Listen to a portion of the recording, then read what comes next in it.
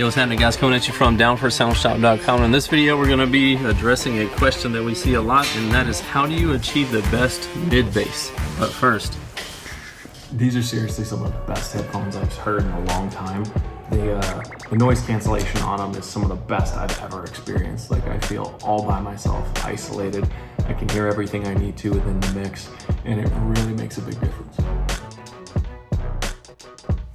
Alright, so a lot of people get into mid-ranges, mid-bass. There's some speakers that do both pretty well, and then you have some that are more specific to just mid-bass or just vocals. Since this one is more of a video on mid-bass, we're going to go over that more so. So first of all, we're going to start out with I don't want to call it a lower level, but you can see a drastic difference between these mid-bass speakers that we have in front of us. So we'll start off with the first one right here. This is going to be your Apocalypse, or your Deathbox Apocalypse Arnold series, 8-inch. So you can see it has a vent hole in the back. And as far as your frequency response on this speaker, you can actually see that on the side of this box right here, 70 hertz to 5,000. So this speaker is going to play pretty well from 70 hertz up to 5,000. To me, that's pretty good mid bass, 70 hertz. So and it's also rated at 300 watts RMS. So not a crazy amount of power handling, but it's going to give you a good range for your mid bass. Obviously, if you wanted to step it up a notch, even though Sundown has rated this Vex 8 at also 300 watts RMS, it clearly is way more beefy than the Arnold that you see beside it. The Vex speakers have been very popular and one of Sundown's best-selling speakers, especially for people that are wanting a lot of mid-bass. You can see this thing is no joke. It's super heavy-duty, and it's known to have crazy amounts of mid-bass. You can see the push terminals right here. This is a beastie. The motor on this mid is almost as wide as the mounting flange right here, so it's a super beastie speaker. And this one's going to do the same thing. It's going to give you more low end. I couldn't find a graph on it, but I would say that it's going to play your same thing from around 70 to 5,000 or 6,000 hertz, and it's going to take a good amount of power. I've seen people put lots of these things and put them on a bigger amp like the JP 10.4, or you could do a JP 234 or a Salt 200.4, Salt 500.4, something like that on these, and they'll really shine. We're actually coming out, I don't know if I should tell everybody this, but we're coming out with the JP 454. It's going to be one that goes in between the 234 and the 10.4. So we'll get you right in the middle right there. If the 234 isn't quite enough, but the 10.4 is way too much, because it's a massive 4-channel, then you'll be able to get the 454 that'll be right in the middle. So anyway, back to the video. So this is a very popular mid-bass, mid-range speaker as well. I almost called it a subwoofer because it looks so beefy. It's like a subwoofer. But anyway, it also comes in a 10 as well. So obviously the 10 is going to give you a lower response than the 8-inch is, and that's where I'm going to get into this massive mid right here. This is a 12-inch Deathbox Apocalypse mid-range mid-bass. Look at this thing is a monstrosity, and it is rated at 1,000 watts RMS. The 12-inch has a FS. I have the papers right here so we can look at it. It has a FS of 84 or 83.9.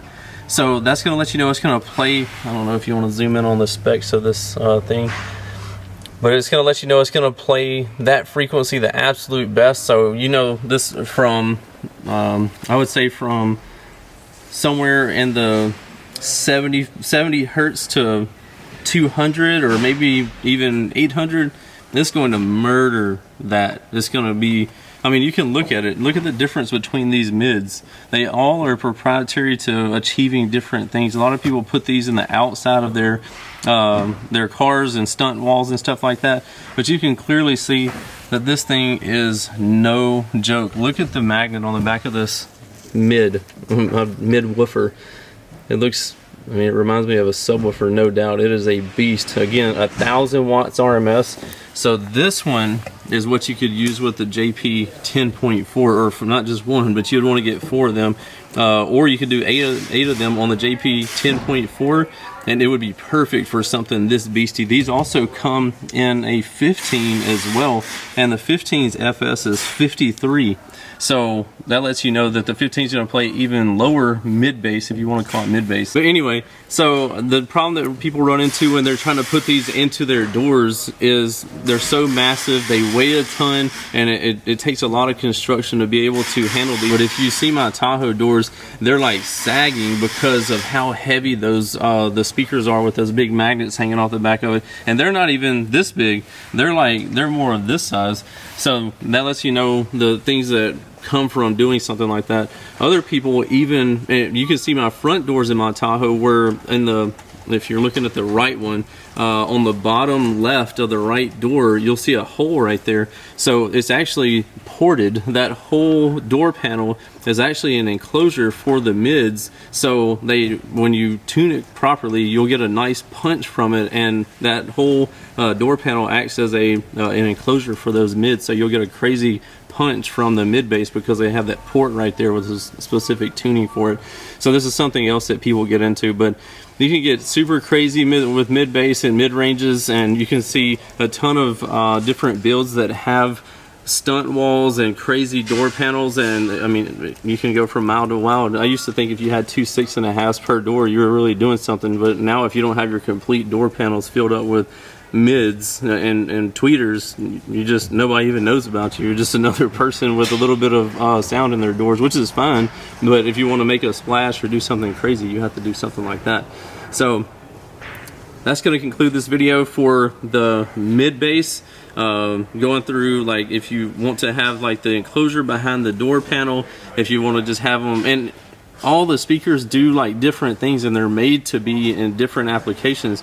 Like this one, you can, I know I'm going down another alleyway, but this one actually has specs here to put it inside of a specific enclosure. Let me show you this right here.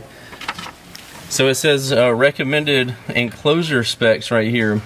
So that would tune it to where it would perform optimally, and that would be like in a stunt wall or something like that, or in the back. I mean, if you had these inside your vehicle, that would be absolutely insane.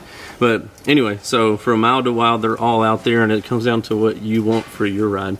Appreciate you joining me in another Down for Sound video. If you have any questions, be sure to ask them below in the comment section. If we see them, we'll try to answer them for you. Don't forget about the Down for Sound difference. Guaranteed lowest prices, fastest shipping, best customer service. And we have like a zillion different financing options for you now. So check it out under the financing tab. We'll see you in the next one. Later.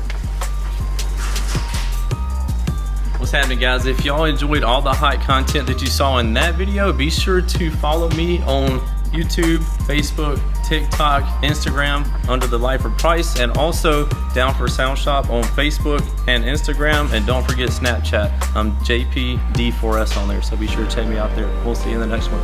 Later.